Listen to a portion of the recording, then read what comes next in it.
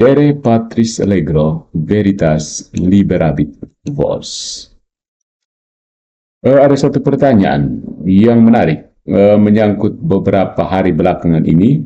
Para pendeta Protestan sedang berpolemik tentang kanon Alkitab. So, pertanyaannya adalah, seberapa pentingkah kanon kitab suci itu? Seberapa pentingnya kanon kitab suci itu, saudara-saudariku?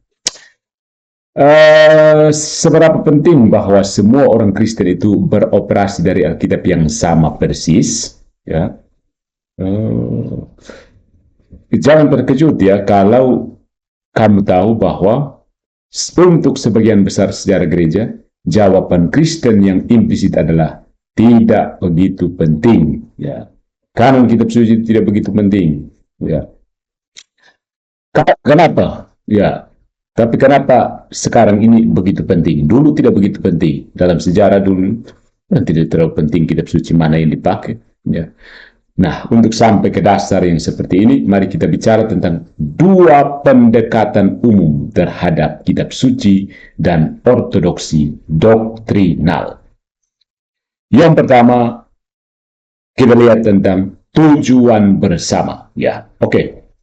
Salah satu bidat Kristen yang paling awal adalah Marcionisme. Ya, pendirinya Marcion dari Sinope tahun 85 sampai 160. Dia mengklaim bahwa Tuhan Perjanjian Lama adalah Tuhan yang jahat dan tidak sama dengan Tuhan yang baik dari Perjanjian Baru. Nah, secara singkat, bidat Marcion adalah tentang mencoba untuk mendeyahudi Injil. Mentidak Yahudikan Injil. Dan bidat ini menuntun dia untuk mencoba membersihkan kitab suci dari semua unsur Yahudi-Yahudinya. Ya. Seperti yang mungkin kamu bayangkan, orang-orang Marcionit ini membuang seluruh Perjanjian Lama. Mereka juga menyangkal inspirasi dari Injil Matius, Injil Markus, atau Injil Yohanes. Sebaliknya, mereka memiliki kanon Alkitab yang hanya terdiri dari versi yang banyak diedit dari Injil Lukas dan beberapa surat Santo Paulus, Marcionia. Nah, tanggapan Katolik cukup cepat dan sengit mencelah Marcionisme sebagai bidat dan menegaskan bahwa Tuhan Perjanjian Lama adalah satu Tuhan yang baik dan sama dengan Tuhan Perjanjian Baru. Ya, pada titik ini kita mungkin mengharapkan mereka untuk menjelaskan apa itu Perjanjian Lama dan Baru, untuk mengajukan kanon Kristen Katolik untuk melawan kanon Marcionit ini. Tapi ya, mereka tidak mengajukan kanon khas. Ya. Sebaliknya mereka langsung masuk ke inti masalah. Bidatnya adalah bahwa Tuhan yang menciptakan dunia berbeda dari Tuhan yang menebus dunia. Ya. Tanpa terlalu berfokus pada kanon yang tidak lengkap, yang bagaimanapun hanyalah gejala dari bidat yang mendasarinya. Ya. Dengan bertindak seperti ini, saudara-saudari, orang-orang Kristen mula-mula mengikuti pola yang ditetapkan oleh Kristus. Dan Yesus ini melewatkan kesempatan yang jelas-jelas untuk menetapkan kanon kitab suci. Dia tidak pernah menyuruh, buatlah daftar buku-buku yang harus kamu pegang. Dalam Injil Markus bab 12, orang-orang Saduki mendekati Yesus dengan pertanyaan yang dimaksudkan untuk membuat gagasan tentang kebangkitan jasmani itu terlihat konyol. Ya, mereka membuatnya seolah-olah konyol. Markus mencatat bahwa ini karena orang Saduki mengatakan bahwa tidak ada kebangkitan. Markus bab 12 ayat 18. Tetapi dia tidak menyebutkan mengapa mereka mengatakan seperti itu. Nah, karena Alkitab orang Saduki hanya menyertakan Taurat, ya, Kejadian, Keluaran, Imamat, Bilangan, dan Ulangan, ya. Beberapa saksi awal membuktikan hal ini. Misalnya, Santo Hippolytus dari Roma tahun 170 sampai 235 Masehi mengatakan bahwa orang-orang Saduki tidak bagaimanapun mencurahkan perhatian kepada para nabi, tetapi mereka juga tidak mencurahkan perhatian kepada orang bijak lainnya. Kecuali pada hukum Musa saja yang mengenainya mereka tidak membingkai interpretasi. Demikian juga Origenes mengatakan bahwa meskipun orang Samaria dan Saduki yang hanya menerima kitab-kitab Musa, akan mengatakan bahwa ada di dalamnya nubuat tentang Kristus. Namun tentu saja tidak di Yerusalem, yang bahkan tidak disebutkan pada zaman Musa nubuat itu diucapkan. Jadi tidak ada nubuat dari Yerusalem. Nah, Yesus menanggapi skeptisisme orang Saduki ini tentang kebangkitan dengan menuduh mereka tidak mengetahui kitab suci ataupun kuasa Allah. Markus bab 12 ayat 24. Tetapi Yesus tidak memberi mereka daftar kitab suci yang diilhami, yang dikoreksi. Yesus tidak, seperti kata-kata Suma, daftar kitab suci itu sama sekali tidak diverifikasi oleh Tuhan kita Yesus Kristus secara ini sebagai seorang manusia. Ya. Makanya saya pernah mengatakan ungkapan, Yesus tidak kenal kita punya kitab suci yang kita pakai sekarang. Ya. Sebaliknya, Yesus menunjukkan kepada mereka bukti kebangkitan dari Alkitab mereka sendiri. Markus bab 12 ayat 26 sampai 27, Keluaran bab 3 ayat 6. Fokusnya bukan memastikan bahwa mereka memiliki semua buku yang tepat, tetapi bahwa mereka membaca bukunya dengan benar. Begitu. Jadi bukan dapat buku yang tepat. Ya. Yang penting adalah baca bukunya dengan benar. Itu lebih penting. Ya. Dan pastilah, Yesus dan orang-orang Kristen mula-mula memiliki prioritas mereka dalam urutan yang benar. Ya. Baca buku yang benar, bukan temukan buku yang tepat. Membaca yang benar, membaca secara tepat, bukan buku yang tepat. Lagi pula, ya coba, bagaimana Santo Yohanes itu menjelaskan peran Injilnya. Sekarang Yesus melakukan banyak tanda lain di hadapan para murid yang tidak tertulis dalam kitab ini, tetapi ini tertulis agar kamu percaya bahwa Yesus adalah Kristus, Anak Allah, dan agar kamu percaya dapat hidup dalam namanya.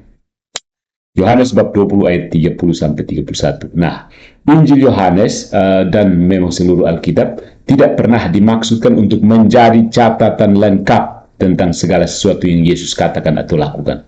Tentang semua yang mau diajarkan Yesus, tidak. Sebaliknya, Alkitab adalah semacam sarana untuk mencapai tujuan. Ya. Alkitab ini mengungkapkan Allah dan kehendaknya kepada kita, sehingga kita dapat percaya dan diselamatkan. Mengingat hal ini, masuk akal bahwa Yesus, para rasul, dan para bapak gereja tampaknya kurang tertarik untuk memperdebatkan rincian kitab mana yang ada dalam kanon Alkitab. Ya. Yang penting adalah bahwa Anda memiliki iman yang ortodoks dan yang menyelamatkan. Ya, bagaimana bisa sampai ke situ, itu adalah kepentingan kedua. Ya. Jadi ada apa yang dinamakan tujuan bersama. Ya, tujuan bersama yang penting selamat kan? Ya. Punya iman yang benar dan selamat, itu yang penting. Nah, tetapi kemudian ada yang namanya keberangkatan bersama. Keberangkatan bersama. Tadi itu apa? Tujuan bersama ya. Tujuan bersamanya apa? Sekarang keberangkatan bersama. Ada common departure, pemberangkatan bersama. Ya. Dengan datangnya reformasi Protestan, gambaran yang terlukis tadi, yang kita gambarkan di atas tadi, terbalik. Ya. Kepala di kaki, kaki di kepala. Jika Yesus dan orang-orang Kristen yang paling awal peduli untuk memastikan bahwa setiap orang berakhir di tempat yang sama, yang ortodoks, penekanan para reformis adalah memastikan bahwa setiap orang berangkat dari tempat yang sama. Ya, sudah paham ini. Kalau Yesus dan para rasul itu, yang penting dipastikan bahwa setiap orang berakhir pada tempat yang sama. Jadi orang Saduki baca kitab sucinya, orang-orang bukan Saduki baca kitab sucinya. Ya, harus dipastikan bahwa mereka berakhir pada tempat yang sama. Nah, datang Protestan, bikin kacau. Protestan ini mereka justru menekankan dan memastikan bahwa setiap orang berangkat dari tempat yang sama. Ya. Dia memastikan setiap orang berangkat dari tempat, mau kemana itu terserah urusan. Ya kan, Protestan. Yang penting kalau soal skriptura, mau jungkir balik dan doktrin apa terserah. Ya. Ada 3 alasan untuk pergeseran ini. Ya. Pertama, karena para reformis itu menolak kepausan, infalibilitas konsili gereja, dan infalibilitas tradisi suci. Misalnya, Martin Luther berargumen di Diet of Worms bahwa konsili saling bertentangan sehingga kita yang membangun di atasnya pada akhirnya tidak tahu lagi di mana paus, konsili, gereja, Kristus, atau kita harus berdiri. Tetapi konsili gereja, kepausan, dan tradisi adalah alat yang dengannya gereja memimpin orang-orang percaya ke tujuan bersama ortodoksi. Dan untuk memastikan bahwa setiap orang menafsirkan data Alkitab dan tradisi dengan cara yang harmonis. Ya. Jadi menurut mereka, karena mereka menolak infalibilitas paus, jadi mereka hanya memastikan point of departure-nya sama saja. Setelah itu mau kemana terserah, begitu. Yang kedua, para reformis menyatakan otoritas eksklusif kitab suci, ya, tanpa bantuan tiga alat yang kita sebutkan tadi, gereja, konsili, dan tradisi. Bagaimana orang Kristen bisa diharapkan untuk dengan suara bulat menemukan jalan mereka menuju ortodoksi Kristen? Ya, untuk Protestan tidak penting ortodoksi, ya. Yang penting point of departure-nya, ya. Para reformis menyarankan bahwa Alkitab saja sudah cukup, ya. Menurut Martin Luther, selama kita memiliki Alkitab, kita tidak ada yang memberitahu kita apa artinya, ya. Tidak perlu ada orang lain memberitahu kita apa artinya, ya. Karena tidak ada yang dibiarkan tidak jelas atau ambigu, tetapi segala sesuatu yang ada di dalam kitab suci oleh firman dibawa ke dalam terang yang paling jelas dan diberitakan kepada seluruh dunia. Jadi, selama kita semua memiliki kitab suci dan dipimpin oleh Roh Kudus yang sama, kita semua akan menyetujui segalanya. Kelihatan pada tempat pertama, oke. Nah, alasan yang ketiga, para reformis ini menolak doktrin-doktrin yang diajarkan dalam Deuterokanonika. Ya. Penting bagi Protestan bahwa kanon itu tidak mencakup 73 buku lengkap dari Alkitab Katolik. Ya. Sebelum reformasi, tidak terlalu penting apakah seseorang mengenali Makabe kedua sebagai yang diilhami secara ilahi, selama mereka percaya pada pesan yang terkandung dalam kitab itu. Ya. Dengan reformasi, Anda secara bersamaan melihat penolakan terhadap dua Makabe sebagai kitab suci dan penolakan terhadap beberapa ajarannya. Jadi, menjadi sangat penting untuk menetapkan apakah dua Makabe ortodoks dan diilhami atau tidak. Ya. Nah, John Calvin dalam Antidot untuk Konsili Trente mengakui bahwa ada dukungan untuk beberapa ajaran Katolik yang kontroversial yang dapat ditemukan dalam Alkitab Katolik, yang termasuk Deuterokanonika itu. Ditambah lagi bahwa beberapa kitab-kitab ini memberi dukungan baru ketika memberikan otoritas penuh pada kitab-kitab apokrif. Ya. Dari yang kedua dari Makabe, ini kata-kata dari apa ya? Kutipan dari John Calvin, ya. Dari yang kedua dari Makabe, mereka akan membuktikan api penyucian dan penyembahan, penghormatan kepada orang-orang kudus. Dari Tobit, pengusiran setan, eksorsisme, dan ada yang tidak dari Ecclesiasticus, kebijaksanaan.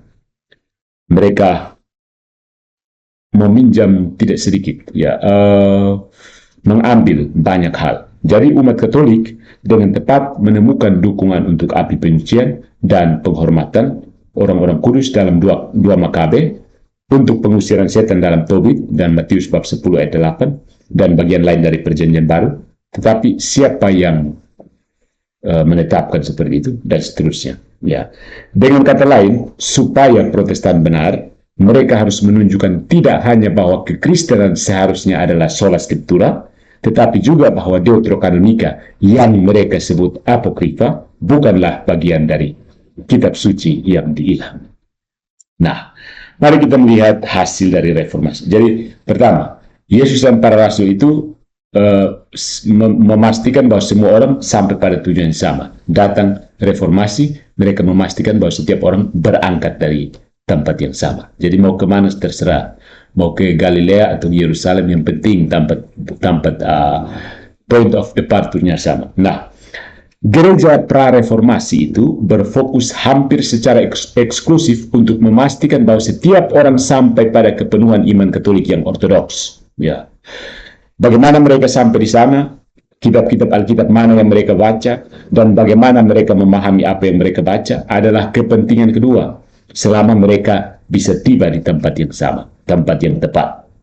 Nah, dengan adanya para reformis, para pembangkang abad ke-16, Penekanannya menjadi memastikan bahwa setiap orang memulai dari tempat awal yang sama, Alkitab saja. Makanya Protestan itu bergandeng tangan karena mereka sama-sama sola scriptura. Mau Yohanes kah, mau Yesus bukan Tuhan kah, selagi kamu masih sola scriptura, kita fine-fine saja. Nah, akhirnya ini menjadi lebih spesifik. Ketika orang harus mulai dari 66 buku Alkitab Protestan, ya. Kemudian dipimpin oleh Roh, mereka akan menafsirkan segala sesuatu dengan jelas bagi mereka. Ya. Tentu saja ini tidak berhasil dalam kehidupan nyata. Itulah sebabnya ada begitu banyak denominasi Protestan. Bukan cuma 33.000, tetapi jumlahnya sangat-sangat banyak. Ya. Itu juga mengapa ada perselisihan teologis besar di dalam interdenominasi antara Presbyterian konservatif dan rekan-rekan Presbyterian liberal mereka. Misalnya Anda akan menemukan perselisihan tentang segala hal, mulai dari moralitas aborsi sampai historisitas kebangkitan.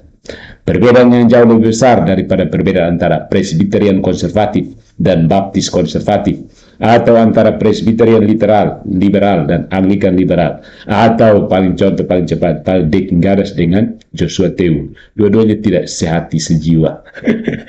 Tidak seperti perselisihan teologis yang sebanding dalam agama Katolik, Gereja Katolik. Pertengkaran ini tidak berkesudahan dan tidak dapat diselesaikan. Ya, kapan Dick Garas bisa duduk sama-sama dan Joshua Tew sampai kunci martadut? Karena tidak ada otoritas yang mampu turun tangan untuk menyelesaikan perdebatan. Ya, makanya mereka ajak debat terus. Karena tidak ada penyelesaian, sampai kiamat mereka akan berdebat. Dari tempat awal, sola scriptura yang sama. Tetapi tidak ada cara untuk memastikan semua orang tiba di tujuan yang sama. Ya. Dengan demikian kita telah melihat peningkatan yang stabil dan berkelanjutan dalam denominasi dan perpecahan baru karena kekristenan Protestan menjadi semakin retak, semakin terpecah dan semakin berkeping-keping. Kita ini bulan Oktober, ini bulan reformasi ya, bulan perpecahan, bulan perkepingan kekristenan. Pada akhirnya saudara-saudara, pergeseran dari tujuan bersama ke titik keberangkatan yang sama ini penting bagi mereka karena 3 alasan. Ya.